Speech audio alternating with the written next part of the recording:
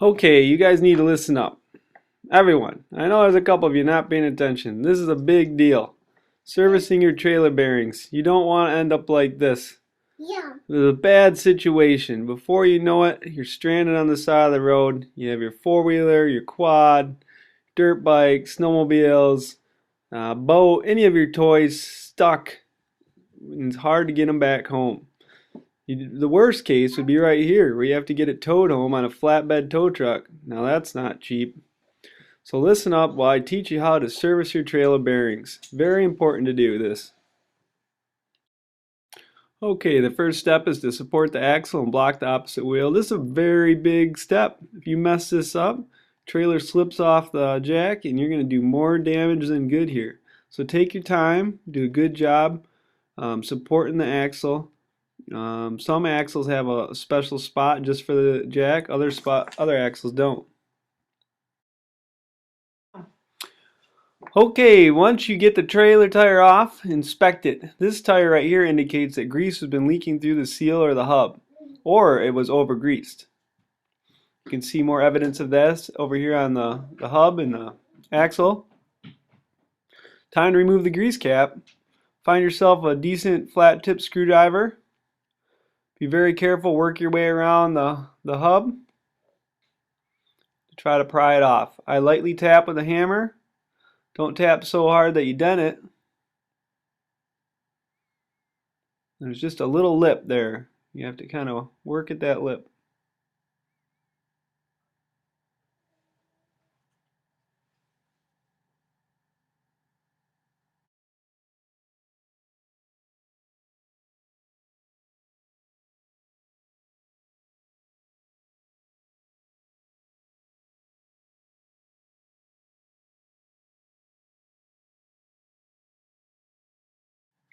Sometimes removing the grease cap can be a little bit of work, especially if your trailer has been submerged in water or the grease cap hasn't been removed in a long time. Worst case, you might have to hit the grease cap on the side with a hammer and actually destroy it. This will require purchasing a new grease cap. You can get special grease caps that are supposed to help pressurize the grease. From what I've learned, this is not necessary. It only costs you more money and can possibly cause even more problems. They're called grease buddies. It's up to you whether or not you want to get one. Everybody has their own opinion. Cap has been removed. I will be cleaning that out in a minute. Now I'm going to wipe the castle nut off and the axle. My goal here is to see how where the cotter pin is and how it is located and how I will go about bending it.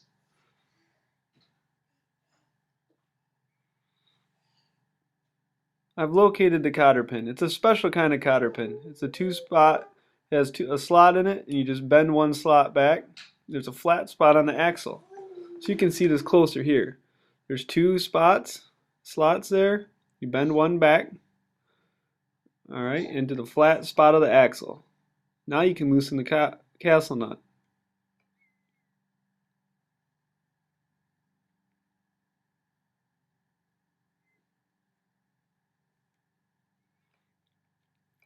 Once the castle nut is removed, the axle hub can slide right off.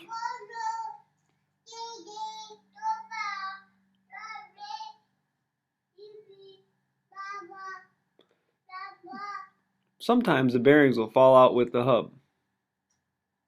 Careful not to lose the pin in the washer. There's the first bearing right there. The outer wheel bearing. And the inner wheel bearing is still in the hub. Time to clean the axle off. Try to remove all the old grease. Some people use a degreaser on this.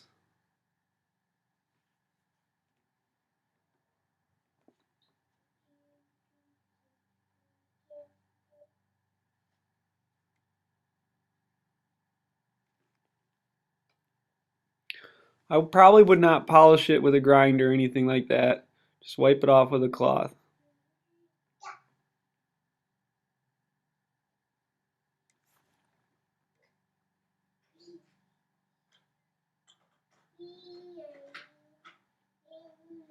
Okay, time to remove the inner wheel bearing.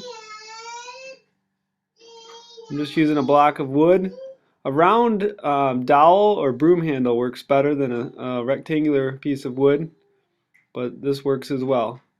My goal here is to remove the seal and the axle at the same time, axle bearing at the same time. I'm working my way around so I don't force it. Checking to see if I'm making any progress. It's important to use two pieces of wood so you don't damage it on a hard metal work surface. Okay, so now the old bearing and seal have been removed. And you'll see the inside where that went. Okay, there's the old seal. Real important to replace the seals. A lot of times you can clean the bearings, and if they're in good shape, you won't have to purchase new ones. New bearings run around $40 to $70 depending on the size of your trailer. My goal with this is to not have to buy new bearings, just new seals. I replace the seals every time. I think I paid $4 a seal.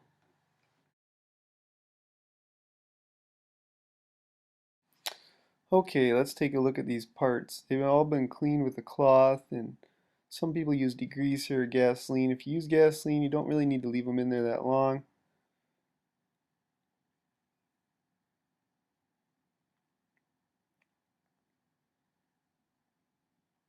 Okay, this is our washer. This is our outer bearing. This is basically our cotter pin. This is our castle nut. This is our inner wheel bearing. And this is our inner seal. The inner seal is always replaced. That one here is brand new. Alright, now we're looking at the races. The races can be removed and replaced. However, these races are in pretty good shape. At the very bottom there's a little bit of wear. But if you service your bearings often, like I'm doing here today, you'll never have to replace your races. The races can be popped out, not quite as easy to get out as the bearings, but they can be popped out and replaced. Sometimes you have to replace the whole axle hub. There's a little wear right there at the bottom.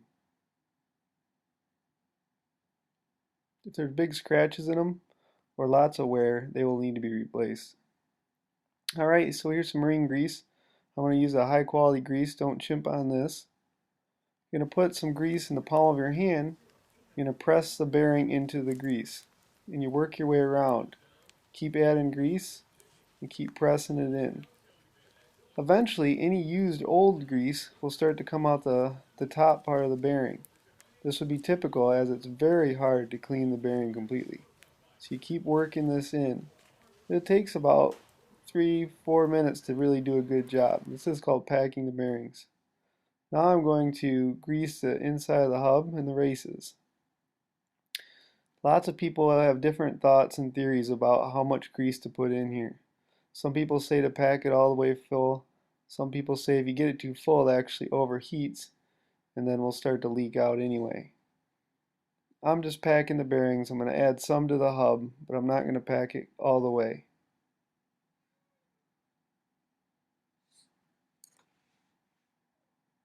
Now I just seated the bearing and added just a little bit more grease.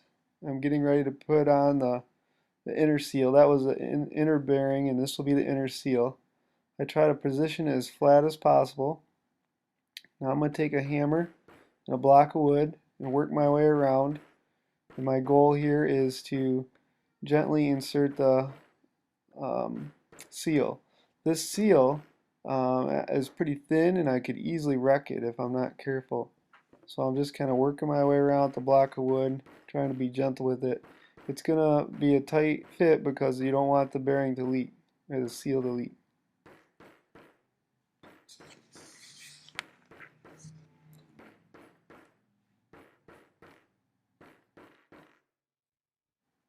If you think about it for a second, we put these bearings through a lot of tough conditions. We might drive, 100 miles and then dump our trailer with our bearings right in a really cold lake to drop off our boat. So bearings are put through a pretty tough environment. Now I'm going to add a little grease to my lug nuts. This will try to help my so the lug nuts don't seize up. You'll see some rust on there. It kind of helps create um, help prevent the rust from getting worse or bonding to the rim of the tire. So I just take a minute and do that.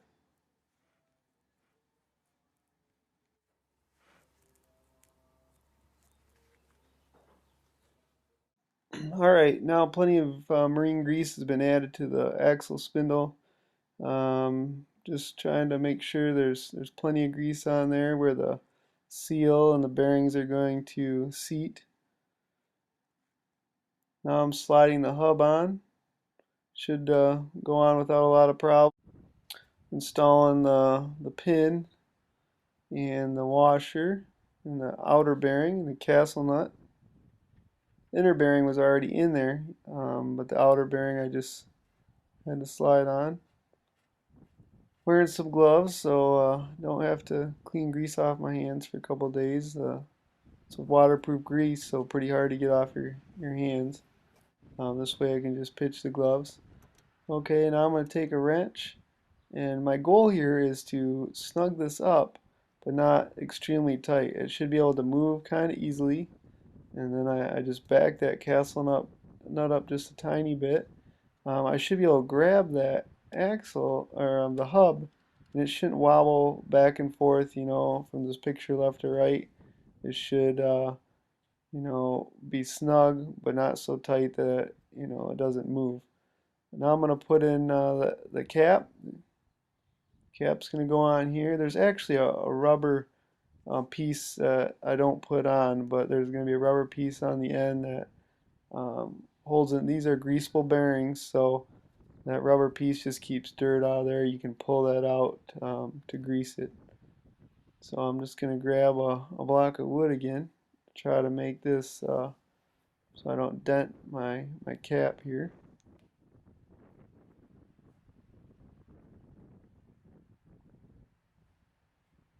I service my trailer bearings every couple seasons on my boat. It's good to do it every year probably, but I don't quite do it every year. Um, my other trailers, it really depends how much you drive or how much they sit around. A lot of people service their trailers every year, or maybe just a little bit sooner than that, depending on if you're driving it every day. Everybody's kind of has their own opinion on how often they should be serviced. I usually kind of look for oil or grease coming out through the back, and I know that seal's bad. Especially on boats, it's a pretty tough environment for your trailer, or if they're sitting outside in the snow and the rain all the time. So I'm just going to toss the tire back on. I'm going to tighten my lug nuts in a star pattern, and I'm going to even use a torque wrench on my lug nuts so I can get it to the right torque. I don't want any chance that my tire will loosen up and fall off going down the freeway.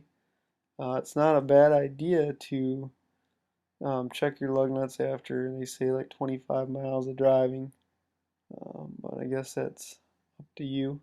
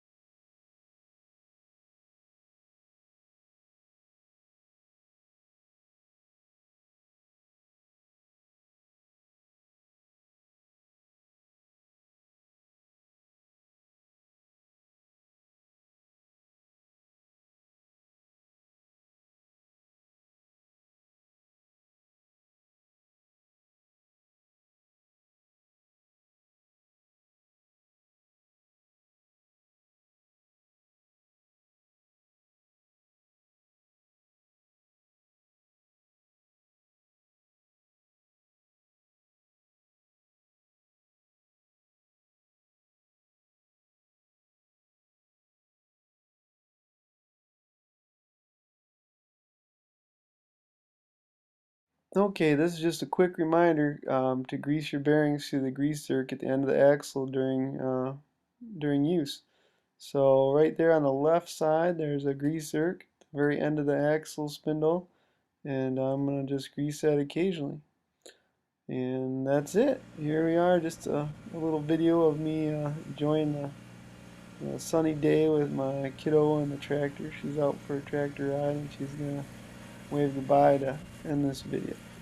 So hopefully you've learned how to grease your trailer bearings, and maybe you can go home and do that tonight.